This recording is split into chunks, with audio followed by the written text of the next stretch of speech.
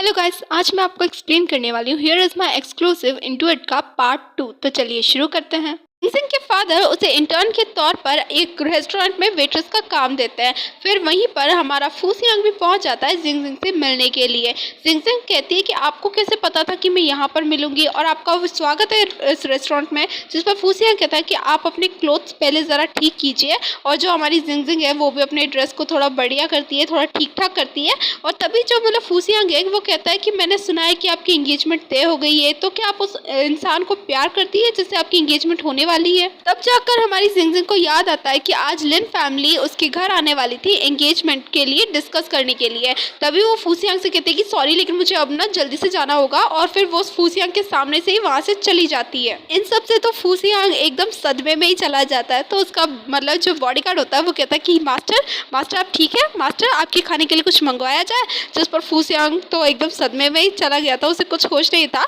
तो वो गुस्से से अपने बॉडीगार्ड को कहता है तुम्हें जो खाना ना खा लो, तुम ही ठूसो। दूसरी तरफ जिंगजिंग के फादर जिनटियान की मॉम के साथ होते हैं और उन्हें ना जिंगजिंग पर काफी गुस्सा आता है क्योंकि जिंगजिंग उनके किए कराए पर सब पर पानी फेर देती है। और उन्हें टेंशन हो रही थी कि वो एंगेजमेंट के लिए कोई गड़बड़ दोबारा से क्रिएट ना कर दे और उनका प्लान खराब ना हो जाए। दूसरी तरफ बेचारा फूसियान अपने टूटे हुए दिल के साथ बैठा हुआ था और सोच रहा था कि वो जिंगजिंग को कॉल करके पूछे कि उसने एंगेजमेंट के लिए हाँ कहा है या ना, लेकिन उसके अंदर हिम्मत ही नहीं होती कि वो जिंगजिंग को मैसेज करके पूछ सके। दूसरी तरफ जिंगजिंग भागकर अपने घर पहुंचती है तो वो देखती है कि उसकी एंगेजमेंट की बात करने के लिए मिस्टर लिू आता है। मिस्टर लिू उससे कहते हैं कि तुम तो काफी ज्यादा बड़ी हो चुकी हो, काफी प्रिटी हो चुकी हो। लेकिन जिंगजिंग उन्हें बिना जवाब दिए अंदर जा रही होती है। तो उसकी मॉम उसे रोकती है और कहती है कि तुमने अंकल लिू को हेलो नहीं कहा। तो जिंगजिंग को भी उन्हें हेलो अंकल कहना पड़ता है। फिर एंट्री होती है लिंगजे की। ये वही बंदा है जिससे जिंगजिंग की मैरिज एंगेजमेंट फिक्स होने वाली थी। लेकिन गाइस बंदा हैंडसम है, लेकिन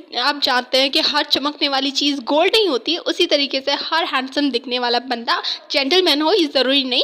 ये बंदा निहायत ही ठरकी किस्म का इंसान है। लिंगजे जिंगजिंग के पास आता है और उससे फ्लर्ट करना फुल स्टार्ट कर देता है सबके सामने कि तुम कितनी क्यूट हो वगैरह वगैरह। लेकिन जिंगजिंग इन सबसे बोर हो रही होती है। लेकिन जैसे ही वो अपने पेरेंट्स को बात करते हुए सुनती है कि लिंगजे और उसकी एंगेजमेंट इसी हफ्ते या फिर अगले दिन या फिर साल के लास्ट में होने वाली है, तब तो उससे लगता है कि यार कुछ ना कुछ तो करना पड़ेगा, मुझे ना इस पागल से अपना पीछा छुड़ाना पड़ेगा। लेकिन लिंगजे तो लगा हुआ था उसके साथ फ्लर्ट करने में और उससे कहते हैं कि मुझे ना तुमसे काफी जरूरी बात करनी है जिंगजिंग।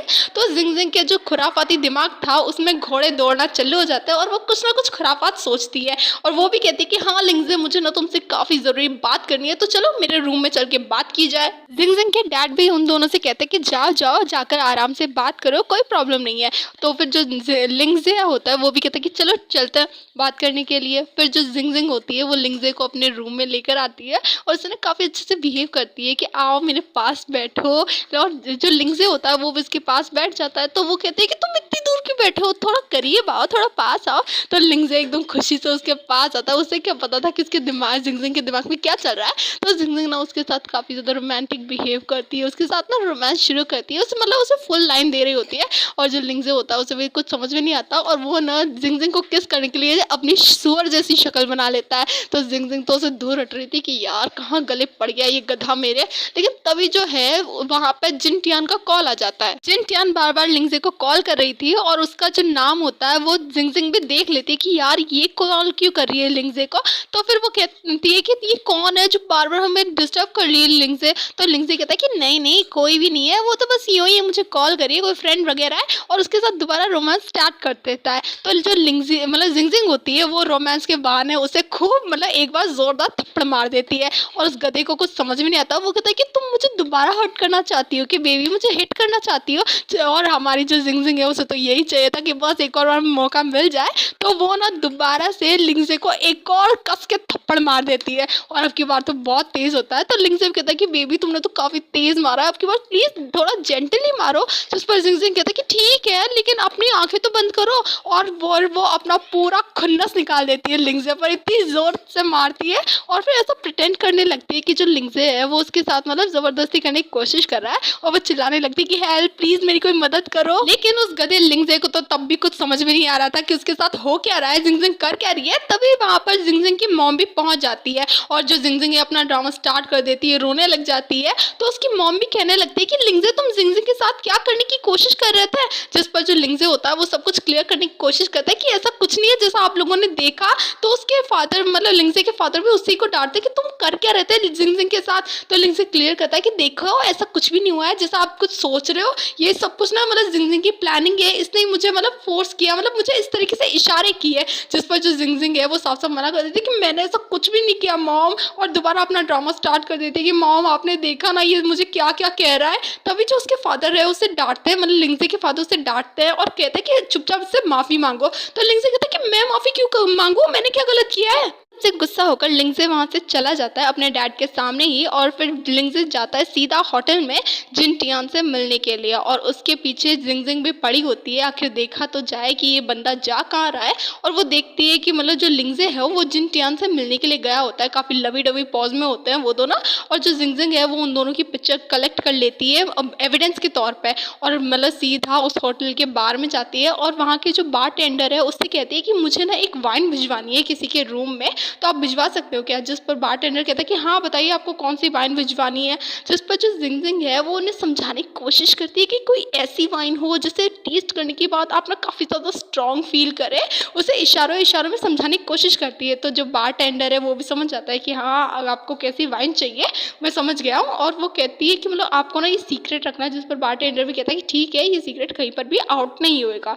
और फिर वो बारटेंडर सीधा लिंगजे के रूम में चला जाता है कि, और लिंगजे कहता है कि मतलब मैंने तो कोई स्टाफ को नहीं बुलाया था सर्विस के लिए, तो आप क्यों आए हो। जिस पर वो मतलब बारटेंडर कहता है कि आज ना चिल्ड्रंस डे है, तो आज ना हमारी तरफ से ये वाइन आपके लिए एकदम फ्री है, आप इसे जितना चाहो पी सकते हो। जिस पर लिंगजे कहता है कि वही फ्री है तो ठीक है, और वैसे भी मुफ्त का चंदन घिसने नंदन क्या बुराई है वैसे वाइन को पीने में। लिंगजे उस वाइन की बोतल को ले आता है और जिनटिया लिंगजे दोनों मिलकर उस वाइन को ड्रिंक करना स्टार्ट करते हैं, और वो तब तक ड्रिंक करता है जब तक वो पूरी तरीके से नशे में टल्ली नहीं हो जाते हैं। बाहर से जिंगजिंग उन दोनों की बातें सुनने की कोशिश करती है कि क्या चल रहा है क्या नहीं चल रहा।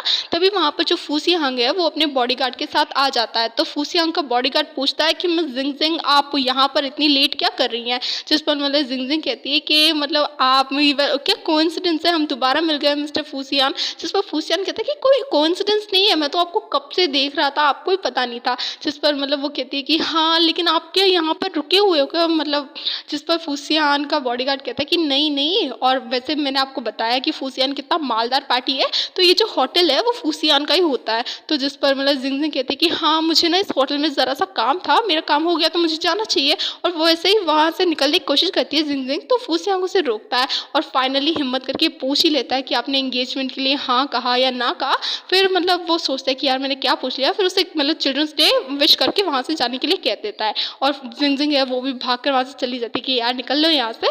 तो फूसियांग अपने बॉडीगार्ड से कहता है कि चेक करो कि ये रूम किसके नाम पर बुक है। तो उसका बॉडीगार्ड बताता है कि ये तो लिंग फैमिली के लिंगजियान के नाम पर बुक है। जिससे सुनकर जो फूसियान है वो एकदम शॉक हो जाते हैं कि यार इसके नाम पर, और जो बॉडीगार्ड है वो कान लगाकर सुनने की कोशिश करता है कि सर मैं भी सुनूं कि क्या चल रहा है। जिस फूसियांग को थोड़ी बहुत हंसी आ जाती है और वो कहता है कि अगर तुम्हें शौक है कि इतनी रात को किसी की बातें सुनने का तो आराम से सुनो, कोई प्रॉब्लम नहीं है, और अगर तुम्हें छुट्टी चाहिए इन सारे कामों के लिए तो तुम मुझसे छुट्टी मांग सकते हो, मैं तुम्हें छुट्टी दे दूंगा। और वो ऐसा ही सुनने के बाद जो फूसियांग का बॉडीगार्ड है वो फूसियांग को लेकर वहाँ से चला जाता है। फिर हमें दिखाया जाता है अगले दिन जहाँ पर एंगेजमेंट की एकदम तैयारी हो चुकी होती है। तो जिंगजिंग जैसे ही नीचे आती है तैयार होकर, उसकी मॉम कहती है कि तुम काफ़ी ज़्यादा अच्छी लग रही हो, और तुम्हें अगर नर्वसनेस हो रही है तो कोई टेंशन नहीं है, ये सिर्फ एक नॉर्मल एंगेजमेंट है। तभी वहाँ पर लिंगजे के डैड आते हैं और कहते हैं कि जिंगजिंग तुम काफ़ी ज़्यादा प्रिटी लग रही हो स्ट्रेस में। जिस पर जिंगजिंग कहती है ठीक है लेकिन लिंगजे कहाँ है, वो कहाँ पे रह गया, अभी तक क्यों नहीं पहुँचा, और हमारी एंगेजमेंट का क्या। जिस पर लिंगजे के फादर कहते हैं कि नहीं नहीं ऐसा कुछ नहीं है, वो पहुँच जाएगा,